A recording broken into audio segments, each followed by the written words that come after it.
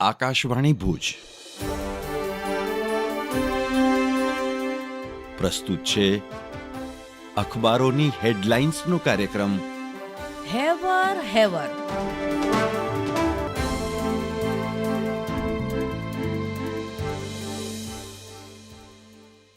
નમસ્કાર, હું ઈશા ઉપાધ્યાય.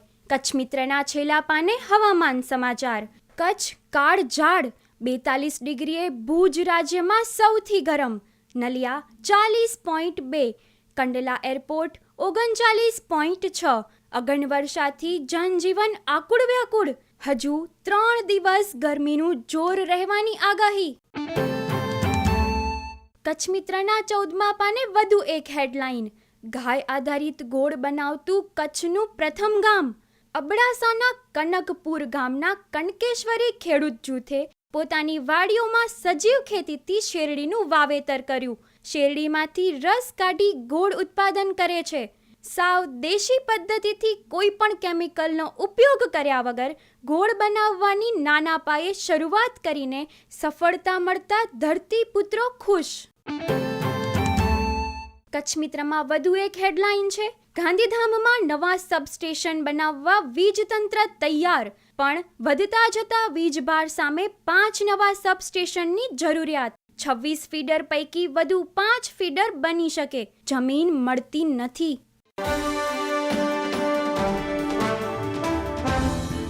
હું પાયલ અંતાણી. દિવ્ય ભાસ્કરના અંદરના પાને સમાચાર છે. કચ્છમાં પ્રથમ વખત દીકરીઓ માટે દાતાઓના સહકારથી મેડીપેડ સેનેટરી બેંક શરૂ કરાઈ. માધાપરની કન્યા શાળા વિદ્યાલયથી શરૂઆત. દિવ્ય ભાસ્કરમાં વધુ એક સમાચાર છે. ભુજની શાળાની 2 વિદ્યાર્થીનીના પ્રોજેક્ટની રાજ્ય સ્તરે પસંદગી. પસંદગી પામેલી બંને છાત્રાએ ₹10,000નું ઇનામ મેળવી રાજ્ય સ્તરે કચ્છનું પ્રતિનિધિત્વ કરશે. દિવ્ય ભાસ્કરના ભુજ ફ્રન્ટ પેજના સમાચાર છે. પાલિકાએ શનિવાર અને રવિવારની રજાના દિવસોએ વેરા સ્વીકારવાનું શરૂ કર્યું.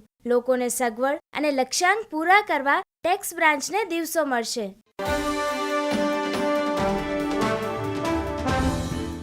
હું જયેશ રાવલ. ગુજરાત સમાચારના પહેલા પાને 8 કોલમની હેડલાઇન છે. 3 ભાષાની શિક્ષણ નીતિ મુદ્દે લોકસભામાં હોળી.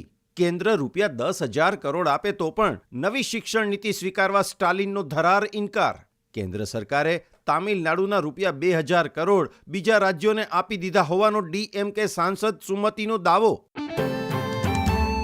ગુજરાત સમાચારની કચ્છ આવૃત્તિમાં અંદરના પાને સમાચાર છે. ખેડૂતોને માટી કાંપ કાઢતી વખતે રંજાડવામાં આવે છે તે યોગ્ય નથી. ભુજ તાલુકાના કિસાનોને સ્વખર્ચે પોતાના ખેતરમાં માટી કાંપ નાખવા દેવા મામલતદારને રજૂઆત. ગુજરાત સમાચારના વ્યાપાર પેજ પર હેડલાઇન છે. સ્મોલ મિડ કેપ શેરોમાં ફરી ધબડકો. સેન્સેક્સ વધ્યા મથાળેથી 626 પોઈન્ટ તૂટી 74,115. નિફ્ટીએ 22,500ની સપાટી ગુમાવી. કન્ઝ્યુમર, મેટલ, ઓટો શેરોમાં વેચવાલી. વિદેશી રોકાણકારોનું ₹485 કરોડનું નેટ સેલિંગ.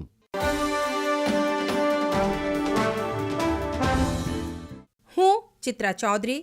સંદેશના અંદરના પાને હેડલાઇન છે. જનરલ હોસ્પિટલની OPDમાં મંગળવાર અને શુક્રવારે દર્દ નિવારણ સારવાર. લાંબા ગાળાની તકલીફોમાં દર્દ નિવારણ પદ્ધતિ આવશ્યક. કમર, પગ અને સાંધાના દુખાવા, સાયટિકા, સ્પાઇનનો કરાય છે ઇલાજ.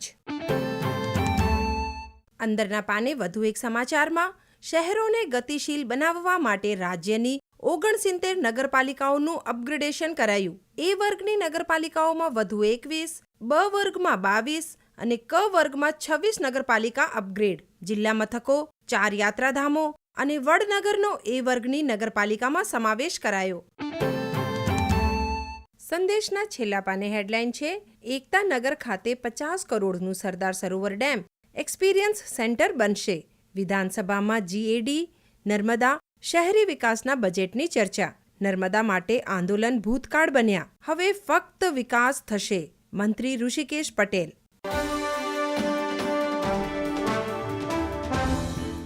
હું નીરજ મચ્છર. દિવ્ય ભાસ્કર લખે છે, ભારત 10 મહિનામાં બીજી વખત વર્લ્ડ ચેમ્પિયન. સંદેશે લખ્યું, જાડેજાએ વિનિંગ શોટ ફટકારતા જ સમગ્ર દેશમાં આનંદની લહેર દોડી ગઈ. 12 વર્ષ બાદ ફરી ચેમ્પિયન્સ ટ્રોફીમાં જીત. ગુજરાત સમાચારના પહેલા પાને 1983 થી ભારતે કુલ 7 આઈસીસી ટ્રોફી જીતી છે તેના સમાચાર. 2025માં ટીમ ઇન્ડિયાએ ફરી એકવાર રચ્યો ઇતિહાસ. ન્યૂઝીલેન્ડને 4 વિકેટથી હરાવીને ટીમ ઇન્ડિયાએ ત્રીજી વખત આ ટ્રોફી જીતી. આવું કરનારી ઇન્ડિયા પહેલી ટીમ બની. શાનદાર પ્રદર્શન માટે ભારતીય ટીમને પ્રધાનમંત્રી શ્રી નરેન્દ્ર મોદીએ શુભકામના પાઠવી કહ્યું, એક અસાધારણ રમત અને એક અસાધારણ પરિણામ. આઈસીસી ચેમ્પિયન્સ ટ્રોફી ઘરે લાવવા માટે ભારતીય ક્રિકેટ ટીમ પર ગર્વ. રોહિત શર્મા સતત 2 આઈસીસી ટુર્નામેન્ટની ફાઇનલ જીતનાર બીજો સુકાની બન્યો. સાથે જ પ્લેયર ઓફ ધ મેચનો ખિતાબ જીત્યો. દુબઈ ઇન્ટરનેશનલ સ્ટેડિયમમાં ભારતીય સ્પિનરોનો છવાયો મેજિક.